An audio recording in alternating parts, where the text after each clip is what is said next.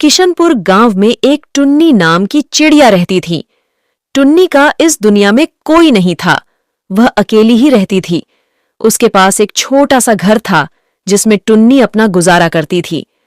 टुन्नी रामलाल नाम के सेठ के यहाँ काम करती थी।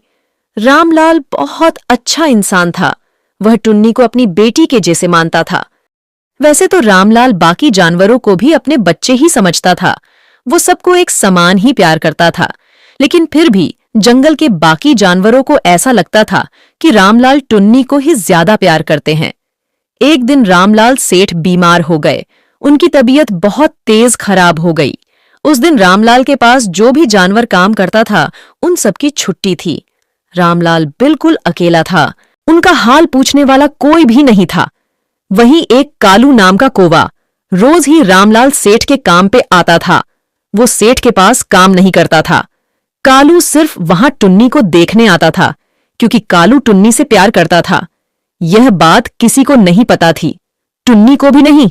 रोज की तरह ही कालू आज भी सेठ के काम पर आया और हमेशा छुट्टी के दिन के जैसे आज भी कालू को टुन्नी वहां नहीं मिली। फिर कालू की नजर रामलाल सेठ पर पड़ी। सेठ आधा बेहोश सा बैठे थे। कालू सेठ के पास गया और रामलाल सेठ से कहा, आप ठीक तो है ना? क्या हुआ सेठ जी? मुझे आपकी तबीयत कुछ ठीक नहीं लग रही। फिर रामलाल सेठ कालू से कहते हैं, नहीं बेटा, मेरी तबीयत ठीक नहीं है, मुझे बुखार हो रहा है। लेकिन तुम कौन हो और यहाँ कैसे? कालू सेठ से कहता है, मैं बस ऐसे ही यहाँ से गुजर रहा था, फिर मैंने आपको इस हालत में देखा तो मैं आ गया। झूठ मत बोलो, तुम यहाँ रोज टुन्नी को देखने आते हो ना? और तुम टुन्नी से प्यार भी करते हो ना? सब पता है मुझे। अरे नहीं नहीं, ऐसा कुछ नहीं है, मैं तो बस ऐसे ही आता हूँ। फिर सेठ कालू से कहते हैं, जाओ बेटा, तुम टुन्नी को बुलाकर लाओ और उसे कहना कि उसके पिता ने उसे बुलाया है। फिर कालू टुन्नी के घर पहुंच जाता है और टुन्नी से कहता है कि टुन्नी, तुम्हें रामलाल सेठ ने बुलाया है। सेठ जी ने कहा है कि टुन्नी से कहना कि उसके पिता ने उसे बुलाया है।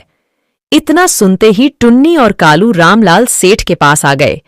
टुन्नी बिना कुछ बोले बिना कुछ सुने ही रामलाल को हॉस्पिटल ले गई, उनका इलाज करवाया, फिर उन्हें घर ले आई।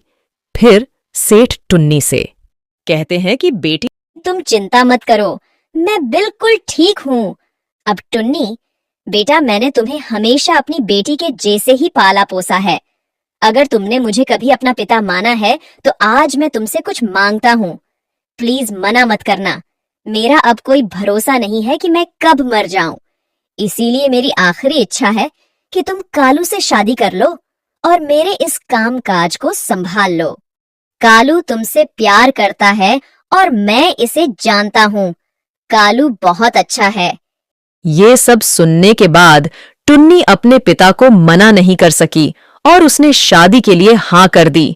फिर टुन्नी और कालू की थोड़े दिन बाद शादी हो गई और टुन्नी, कालू और सेठ खुशी खुशी अपना जीवन जीने लगे।